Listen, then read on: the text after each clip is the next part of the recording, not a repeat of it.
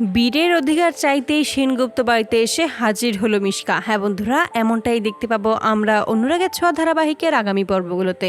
সেনগুপ্ত পরিবারের সবাই খুব খুশিতে মেতে ওঠে, কারণ তারা জানতে পেরেছে তাদের বাড়িতে ছোট্ট একটা সদস্যর আগমন ঘটতে চলেছে এবং দীপাও খুব সুস্থভাবে বাড়িতে ফিরে এসেছে। এখন তাদের খুশির ঢেউ বয়ে যাচ্ছে সেনগুপ্ত পরিবারে। সোনা তখন দূরে দাঁড়িয়ে ভাবে, মন খারাপ করে থাকে যে সবাই কত সুখে আছে, বাবা মাকে আমি আলাদা করতে চেয়ে কত বড় ভুল করেছি।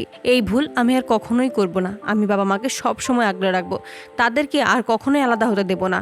আমি চাই সবসময় আমার পরিবারটা এভাবেই সুখে থাকুক। ওদের সুখ মানেই তো আমার সুখ। আমার সাথে যা হয়েছে আমি সবকিছুই ভুলে যাব।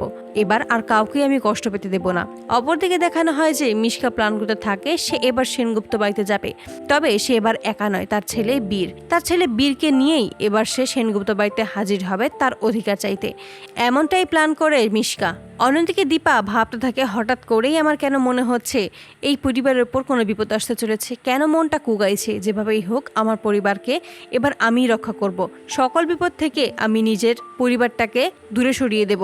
সকল বিপদ আমি নিজের ওপর নিব, তবুও আমি আমার পরিবারের উপর একটু আঁচ আসতে দেব না। অনেকগুলো বছর পর আমার পুরো পরিবারটা একটু সুখের মুখ দেখেছে। এখন আমি কোনোভাবেই এই সুখটা ওদের থেকে কেড়ে নিতে পারবো না।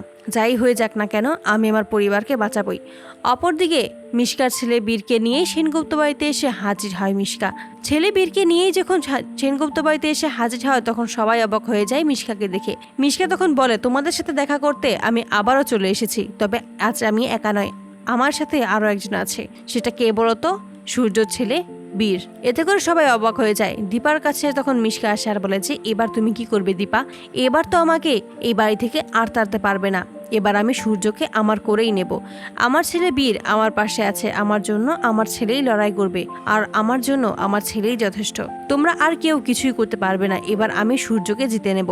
এই বলেই হাসতে থাকে। তখনই দীপা বলে যে, তোমার এই স্বপ্ন কোনোদিনও সত্যি হবে না মিশকা। তুমি ভুলে যাচ্ছ দীপা সেনগুপ্ত এখনো বেঁচে আছে, আর দীপা সেনগুপ্ত বেঁচে থাকতে এই পরিবারের ক্ষতি কেউ করতে পারবে না। ডাক্তারবাবুর দিকে হাত বাড়ানোর চেষ্টাও করবে না, তাহলে ওই হাত আর আস্ত থাকবে না। তো বন্ধুরা, তোমাদের কি মনে হয়, দীপা কি পারবে বীর ও মিশকা চক্রান্ত থেকে সেনগুপ্ত পরিবারকে বাঁচাতে? কমেন্টে জানাও। আর নিয়মিত আপডেট পেতে আমাদের চ্যানেলটি এক্ষুনি সাবস্ক্রাইব করে পাশে থাকো। ধন্যবাদ।